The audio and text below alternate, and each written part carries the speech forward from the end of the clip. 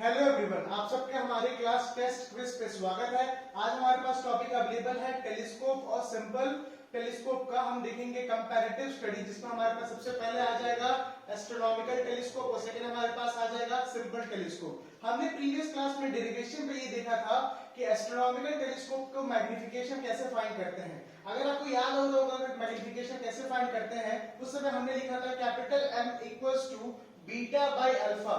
हमने beta by alpha को ये डिफाइन किया था कि बीटा वो एंगल होता है जो फॉर्म होगा आपके आई लेंस से, मतलब जहां से आपका आई पीस रखा हुआ है उस आई पीस से जो रे ऑफ लाइट ट्रैवल करके जो फाइनल इमेज फॉर्मेशन बना रहा है, उस फाइनल इमेज फॉर्मेशन से जो आपका एंगल बना है वही एंगल आपका क्या है, बीटा है। और जो आपके पास ऑब्जेक्ट लेंस अवेलेबल है और ऑब्जेक्ट लेंस से जो आपकी एंगल फॉर्मेशन हुआ है उस एंगल को हमने क्या नेम दिया है, अल्फा।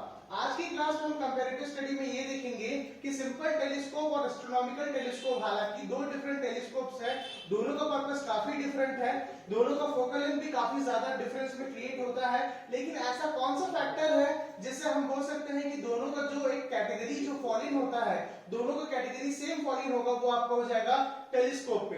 तो चलिए सबसे पहले हम रे डायग्राम को ड्रॉ करते हैं। रे डायग्राम को ड्रॉ करके समझने की कोशिश करते हैं कि दोनों के कंपैरेटिव स्टडी में सबसे पहला कौन सा कॉमन फैक्टर आएगा, जिस कॉमन फैक्टर के बेसिस पर हम ये बोल सकते हैं कि दोनों टेलीस्कोप का जो फंक्शनिंग है वो सेम है। दोनों टेलीस्कोप की फंक्शनिंग सेम है, लेकिन कंस्ट्रक्शन और रे डायग्राम का जो फॉर्मेशन है और उसको आगे प्रोसीड करने का जो मैग्निफिकेशन का जो फैक्टर है वहां पर डिफरेंस वो क्रिएट होता है। क्लियर? तो चलिए सबसे पहले हम स्टार्ट करते हैं किसके लिए, एस्ट्रोनॉमिकल टेलीस्कोप। तो एस्ट्रोनॉमिकल टेलीस्कोप के लिए हमारे पास कितने डिफरेंट लेंस होते हैं, हमारे पास दो डिफरेंट लेंस होते हैं। सबसे पहला लेंस आपके पास आ सकता है ऑब्जेक्ट लेंस, ये आपके पास ऑब्जेक्ट लेंस अवेलेबल है। क्लियर? ऑब्जेक्ट लेंस के बाद सेकंड लेंस आपके पास आ जाएगा कौन सा, आई लेंस। आप इसको आई लेंस भी बोल सकते हैं या आप इसको आई पीस भी बोल सकते हैं। आई पीस बोलने का रीजन ये है क्योंकि ऑब्जर्वर अपने आई को इसी ही लेंस के थ्रू देख के बताता है कि उसका इमेज फॉर्मेशन से क्लियरली विजिबल है कि नहीं। अब जो भी प्रिंसिपल एक्सिस आप ड्रॉ करेंगे वो दोनों के लिए सेम प्रिंसिपल एक्सिस होगा। दोनों के लिए सेम प्रिंसिपल एक्सिस कहने का मतलब है एक ही प्रिंसिपल एक्सिस को आप दोनों के लिए कॉमन फैक्टर के हिसाब से कंसीडर कर सकते हैं। मान के चलिए फॉर एग्जांपल ये फोकल लेंथ है आपके ऑब्जेक्ट लेंस का और ये फोकल लेंथ है आपके आई पीस का।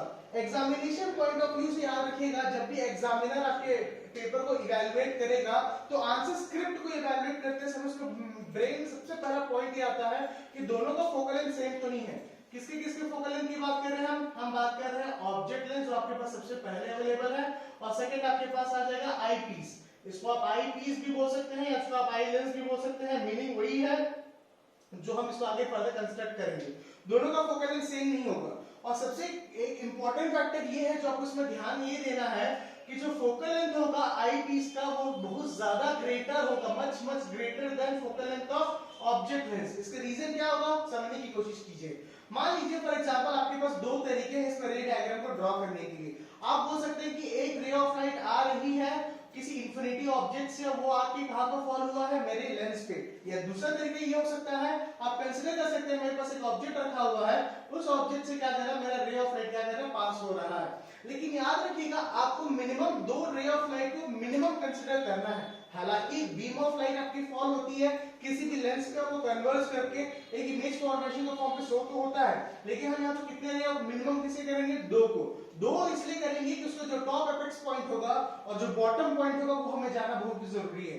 किसी भी ऑब्जेक्ट के हाइट को जानने के लिए अगर हम वर्टिकल कंपोनेंट को अगर कंसीडर करते हैं तो हमें सबसे पहले इंपॉर्टेंट ये जानना चाहिए कि उसका टॉप पॉइंट कहां पर है, बॉटम पॉइंट कहां पर है। अगर वो ऑब्जेक्ट हमें नॉर्मल यूनिफॉर्म फॉर्म पे उसको हम एज्यूम करते हैं, अगर वो नॉन यूनिफॉर्म शेप पे है या नॉन आइडेंटिकल शेप पे है तो एक थोड़ा सा पॉइंट आ सकता है कि कैसे पॉसिबल होगा, लेकिन वो यूनिफॉर्म शेप पे है और हम उसको आइडेंटिफाई कर पा रहे हैं प्रॉपर कन्वीनियंट के हिसाब से, तो हम ये बोलेंगे कि उसका टॉप पॉइंट ये है, बॉटम पॉइंट ये है। तो ये हमारे पास दो है। इस दो रे ऑफ लाइट का नाम लिख दीजिए। मान लीजिए इसका नाम हमने लिखा P और Q। क्लियर?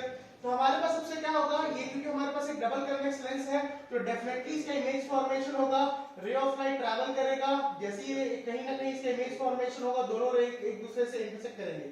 मान लीजिए फॉर एग्जांपल इसका इमेज फॉर्मेशन हुआ इस पर्टिकुलर पॉइंट पे, तो जिस पॉइंट पे इसका इमेज फॉर्मेशन हुआ है वहां पर हमें हाइट ऑफ इमेज को पॉइंट करना है। तो मान लीजिए मैं यहां पर लिखता हूं P डैश और Q डैश। ये मेरा क्या है, आप ध्यान से समझने की कोशिश कीजिएगा। जो P डैश और Q डैश मेरे पास अवेलेबल है, ये ऑब्जेक्ट लेंस का मेरे पास इमेज है। मैं किसकी बात कर रहा हूं आपसे?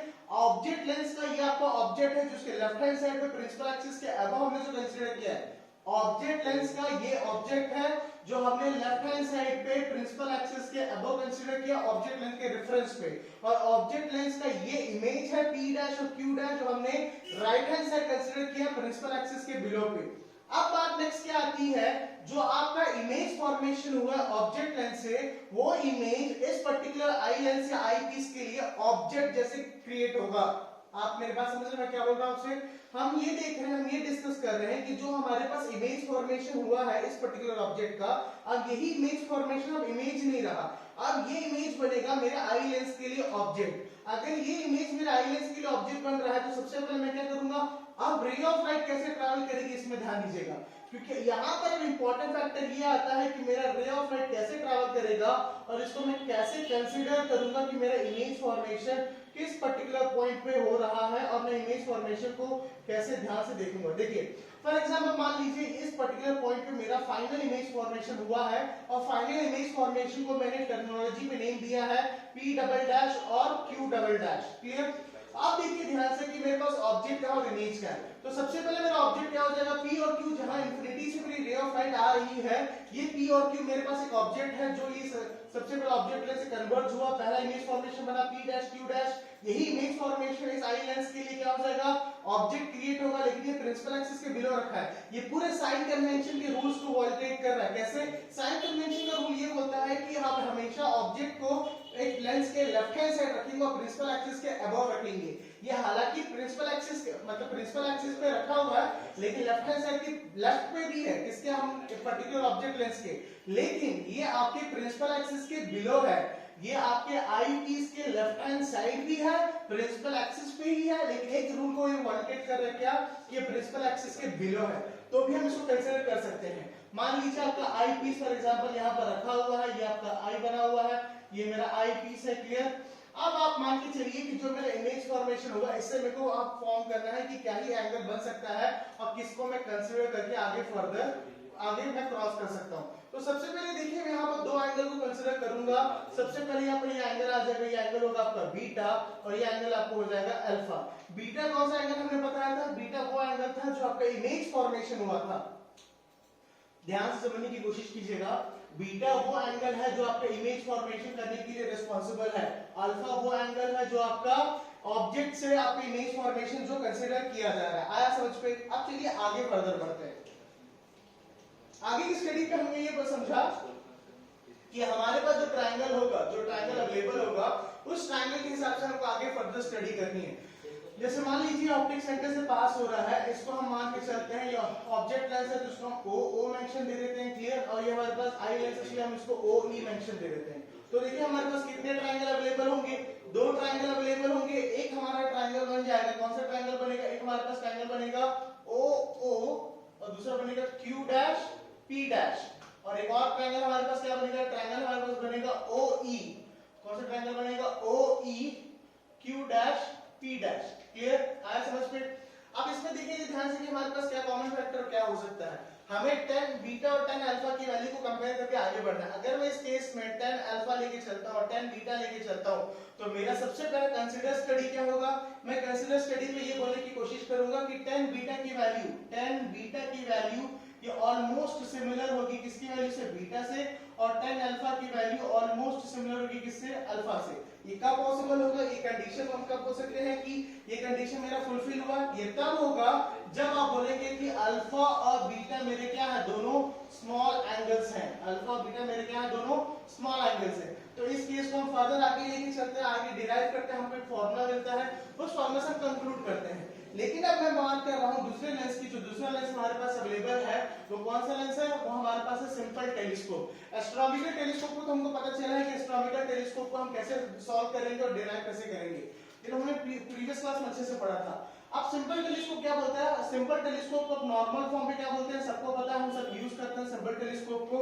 आपको थोड़ा आश्चर्य लगेगा सुन के कि हम यूज करते हैं, हाँ हम सब यूज करते हैं सिंपल टेलीस्कोप। सिंपल टेलीस्कोप कुछ और नहीं है, आपका मैग्नीफाइंग लेंस है। मैग्नीफाइंग लेंस का मेन वर्क क्या होता है, जो भी आपके पास ऑब्जेक्ट रखा हुआ है उस ऑब्जेक्ट का वो थोड़ा हाईली इमेज को एनलार्ज करके आपको वो शो करता है। जो हाईली एनलार्ज करके इमेज को शो किया है उसी से हम पता करते हैं कि उसका फोकल लेंथ हमारे पास कितना हो सकता है और उसका रेडियस ऑफ कर्वेचर हमारे पास कितना अवेलेबल होगा। लेकिन एक ही शर्त है इस पे, एक कंडीशन है। वो कंडीशन क्या है कि आपको जो ऑब्जेक्ट जो प्लेस होगा वो ऑब्जेक्ट आपका F1 और ऑप्टिक सेंटर के बीच में होगा। अगर ऑब्जेक्ट आपका F1 और ऑप्टिक सेंटर के बीच में है तो देखिए ये रे ऑफ लाइट ऐसे पास होगा, सबसे पहले फोकस से पास होगा, फोकस से पास होने के बाद ऑब्जेक्ट का top apex point optic centre से पास होगा, दोनों रे ऑफ लाइट आपकी डायवर्जिंग के फॉर्म पे अवेलेबल होगी। अगर दोनों रे ऑफ लाइट मेरे अगर डायवर्जिंग के फॉर्म पे अवेलेबल हो रही है तो ये प्रीवियसली कहीं ना कहीं बैक जाके मेरा इमेज फॉर्मेशन को अकर करवाएगा।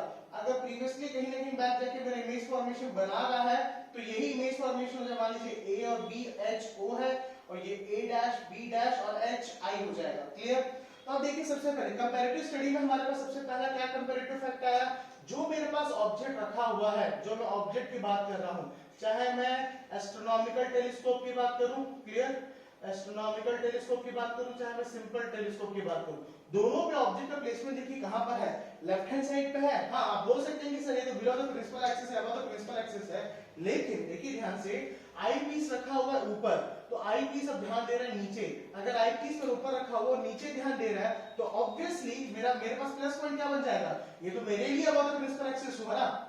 अगर मैं इस केस स्टडी को ध्यान से समझने की कोशिश करूं, इसको मैं जस्ट रिवर्स कर दूं, इसको ये बोलूं कि ये बिलो द प्रिंसिपल एक्सिस है, ये अबव द प्रिंसिपल एक्सिस है, क्योंकि मेरे विजिबिलिटी का जो एंगल ऑफ इनसाइट बढ़ रहा है वो एंगल ऑफ इनसाइट की वैल्यू क्या है, वो ये इसके लिए अबव द प्रिंसिपल एक्सिस है। अगर ये particular above the principal axis है तो पहला कंडीशन मेरा सेटिस्फाई हुआ।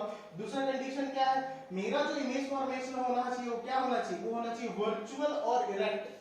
हमारा इमेज फॉर्मेशन क्या होना चाहिए, हमारा इमेज फॉर्मेशन होना चाहिए वर्चुअल और इरेक्ट। हालांकि डिपेंड ये करता है कि सिंपल टेलीस्कोप पे आप इसको 10 टाइम्स या 20 टाइम्स मैग्नीफाई कर सकते हैं, लेकिन आप जब बात करते हैं एस्ट्रोनॉमिकल टेलीस्कोप को तो एस्ट्रोनॉमिकल टेलीस्कोप पे 100 टाइम्स या 1000 टाइम्स मैग्नीफाई होता है।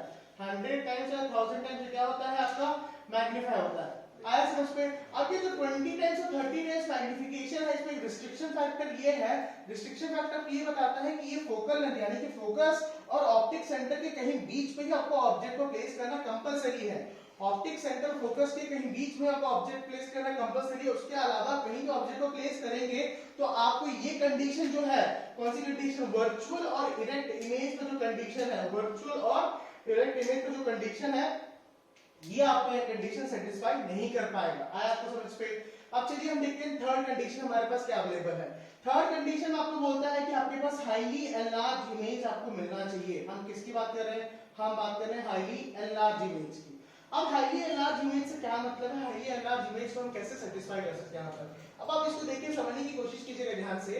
देखिए ये डायग्राम में हमें क्या दिखा, ये डायग्राम में हमें दिखा कि सबसे पहले सर हमारे पास एक इमेज फॉर्मेशन हुआ, पहला इमेज फॉर्मेशन, फिर हम जो सेकंड इमेज फॉर्मेशन की बात किए वो भी हमारे पास अवेलेबल हो गया। तो देखिए जो पहला इमेज फॉर्मेशन था मैं इसको बोल सकता हूँ कि वो मेरा कितने टाइम्स मैग्नीफाइड है, वो मेरा 10 टाइम्स मैग्नीफाइड है। उसका मैग्निफिकेशन कितना है, उसका मैग्निफिकेशन है 10 टाइम्स। आया आपको समझ पे? हम मान के चलते हैं क्योंकि इसका फोकल लेंथ काफी ज्यादा स्मॉल है, इसका फोकल लेंथ काफी ज्यादा स्मॉल है, ऑब्जेक्ट लेंस का फोकल लेंथ काफी ज्यादा स्मॉल है, इसीलिए जो मेरा focal length of F E होगा, आई पीस होगा, वो इस 10 टाइम्स को टोटल 100 टाइम्स ऑफ बढ़ा के इसको 1000 टाइम्स मैग्नीफाई करेगा।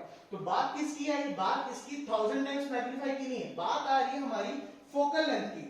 जो focal length of astronomical telescope है, जो focal length of astronomical telescope है वो काफी ज्यादा है as compared to focal length of simple telescope. अगर हम फोकल लेंथ की वैल्यू को बार-बार चेंज कर रहे हैं तो आप बोल सकते हैं सर एक काम करते हैं, 3 लेंस को प्लेस कर देते हैं। हाँ, अगर हमको 2 लेंस से 1000 मैग्निफिकेशन मिल रहा है तो चलो सर 3 लेंस प्लेस कर देते हैं, 4 लेंस प्लेस कर देते हैं, तो हमको तो 10000 और 1000 मतलब करीब 1 लाख तक हमको मैग्निफिकेशन मिल सकता है। हालांकि ये पॉसिबल प्रैक्टिकली नहीं है। इसके रीजन क्या है, देखिए हमें जो इमेज फॉर्मेशन मिल रहा है, कई सारे बुक्स में हम देखे होंगे कि ये 2 लेंस के बीच में मिलता है, या कई सारे बुक्स में देखे होंगे कि ये लेंस के भी आगे फर्दर होता है।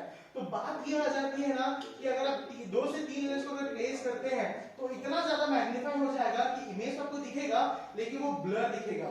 अगर वो ब्लर दिख रहा है इमेज तो हम उसमें एकदम मैग्नीफाई करके नहीं बता सकते हैं कि हम किसके लिए उसको फोकस कर रहे हैं, कौन सा पर्टिकुलर डेटा को हम रिट्रीव करने के लिए वहां पर एक्सेस करने की हम कोशिश कर रहे हैं। आया समझ पे? तो हमने देखा कि इस पर्टिकुलर क्लास में एस्ट्रोनॉमिकल टेलीस्कोप और सिंपल टेलीस्कोप को हम कैसे डिफाइन कर सकते हैं, कैसे फाइंड आउट कर सकते हैं। एक चीज बस याद रखिएगा, बीटा और जो अल्फा एंगल्स हमारे पास जो अवेलेबल है, हम जो बीटा और अल्फा एंगल की जो हम बात कर रहे हैं, ये बीटा और अल्फा एंगल हमारे पास तभी अवेलेबल होंगे जब हमारे पास सिर्फ दो लेंस होंगे। अगर आप तीसरा लेंस प्लेस करते हैं तो आपके पास एक और एंगल आ जाएगा गामा। सॉरी, अगर आपके पास गामा एंगल अवेलेबल है तो यहाँ रेशियो फैक्टर निकालना सबसे ज्यादा एक कॉम्प्लिकेटेड सिचुएशन है, क्योंकि बीटा तो मान लीजिए अल्फा एंगल आपका बना सीधा ऑब्जेक्ट लेंस से, बीटा एंगल आपका बना किससे, आई लेंस से, और गामा जो बनेगा वो तो थर्ड लेंस होगा, या तो बोल सकते हो वो इंटरमीडिएट है। तो यहाँ पर एक डिफरेंस क्रिएट कर सकता है कि इसको हम कैसे सॉर्ट आउट करेंगे, इसको हम कैसे फर्दर रिट्रीव करने की कोशिश कर सकते हैं। इसीलिए यहाँ पर हम एस्ट्रोनॉमिकल टेलीस्कोप पे थर्ड लेंस की बात नहीं करते हैं। कभी भी याद रखिएगा, एग्जामिनेशन पॉइंट ऑफ व्यू से 1 मार्क के लिए तो डेफिनेटली क्वेश्चन पूछेगा, 5 मार्क्स के लिए इसको पूरा रे डायग्राम आएगा, इसका पूरा डेरिवेशन आएगा और इससे एसोसिएटेड आपके न्यूमेरिकल्स आएंगे। लेकिन 1 मार्क के क्वेश्चन की तरफ से ये पूछ सकता है कि इसका ये बताइए कि इसके पर्टिकुलर डायग्राम पे हम क्या कर सकते हैं कि थर्ड लेंस के यूज ना करें। तो वहां पर आपको एक तो क्या हो सकता है, कॉम्प्लिकेटेड हो सकता है। तो इस क्लास में हमने ये पढ़ने की कोशिश की कि पूरा रे डायग्राम किससे रिलेटेड और किससे एसोसिएटेड है और ये रे डायग्राम हम कैसे ड्रॉ करेंगे। एग्जामिनेशन पॉइंट ऑफ व्यू पे याद रखिएगा, जब भी हम लेंस पे ड्रॉ करते हैं तो लेंस को आप हमेशा प्रोटेक्टर से ही ड्रॉ कीजिएगा या तो राउंडर से ड्रॉ कीजिएगा। अगर राउंडर से ड्रॉ करते हैं तो भी आपका फोकल लेंथ क्लियरली विजिबल होगा, लेकिन एग्जामिनेशन पॉइंट ऑफ व्यू से आप ये दोनों लेंस का साइज को ध्यान दीजिएगा, दोनों को सेम ड्रॉ मत कीजिएगा। इसका रीजन क्या है, अगर दोनों को आप सेम ड्रॉ करते हैं तो ध्यान दीजिए इसमें क्या हो जाएगा, इस लेंस पे, इस लेंस का अगर आप दोनों सेम है तो फोकल लेंथ सेम, अगर फोकल लेंथ सेम है तो दोनों सेम मैग्नीफाई करेंगे, सेम मैग्नीफाई करेंगे तो 1000 टाइम्स तो मैग्नीफाई नहीं बन पाएगा। अगर वो 1000 टाइम्स मैग्नीफाई नहीं बन पाएगा तो जो मेरा ऑब्जेक्टिव है एस्ट्रोनॉमिकल टेलीस्कोप का, वो मेरा अचीव नहीं कर सकता हूं मैं। इसी रीजन से दोनों लेंस का क्या है, मैग्निफिकेशन चेंज करने के लिए आपको ध्यान ये देना है कि दोनों लेंस का साइज और शेप डिफरेंट होना कंपलसरी है, और जिसमें मैंडेटरी ये है कि फोकल लेंथ ऑफ जो आपके पास ऑब्जेक्ट लेंस होगा वो हमेशा स्मॉल होगा फोकल लेंथ ऑफ आईपीस के लिए। तो आया आपको समझ पे कि हम कैसे अल्फा और बीटा एंगल्स को देखेंगे, हम कैसे एक सिंपल टेलीस्कोप को बनाने की कोशिश करेंगे, और सिंपल टेलीस्कोप को भी हमारे पास एक क्या हमारे पास इमेज फॉर्मेशन अवेलेबल है, ये भी एक वर्चुअल एंड इरेक्ट इमेज हमारे पास अवेलेबल है। इसमें भी हमारे पास क्या अवेलेबल है, वर्चुअल एंड इरेक्ट इमेज हमारे पास अवेलेबल है। तो तीन कॉमन फैक्टर हमारे पास क्या थे, ऑब्जेक्ट का जो प्लेसमेंट होगा वो हमेशा प्रिंसिपल एक्सिस के लेफ्ट हैंड साइड होगा और प्रिंसिपल एक्सिस के अबव होगा। अगर आईपीस मेरा ऊपर है तो डेफिनेटली ये तो मेरा अबव ही होगा, क्योंकि मैं ऊपर की तरफ देख रहा हूं यहां से, इसके हिसाब से क्लियर। और ये हमारे पास क्या है, तो ऑलरेडी अबव रखा ही हुआ है। सेकंड क्या हमारा जो इमेज फॉर्मेशन हो रहा है वो वर्चुअल इरेक्ट हुआ है दोनों केस में। और थर्ड हमारे पास क्या आ जाएगा, हाईली एनलार्ज्ड इमेज फॉर्मेशन आएगा। ये था आपका छोटा हुआ टॉपिक जो हमारे पास अवेलेबल था लाइट रिफ्लेक्शन रिफ्रैक्शन का, जिसमें हमने कंपैरेटिव केस स्टडी किया है एस्ट्रोनॉमिकल टेलीस्कोप और सिंपल टेलीस्कोप के लिए। हम नेक्स्ट क्लास में इसके न्यूमेरिकल्स को सॉल्व करेंगे। नेक्स्ट क्लास में न्यूमेरिकल्स के साथ साथ मैं आपको बताऊंगा कि इसके रिलेटिव थ्योरी में हम कैसे डिफरेंशिएट को क्रिएट कर सकते हैं। तब तक हमारे क्लास में जुड़े रहिएगा टेस्ट क्विज में। Thank you so much.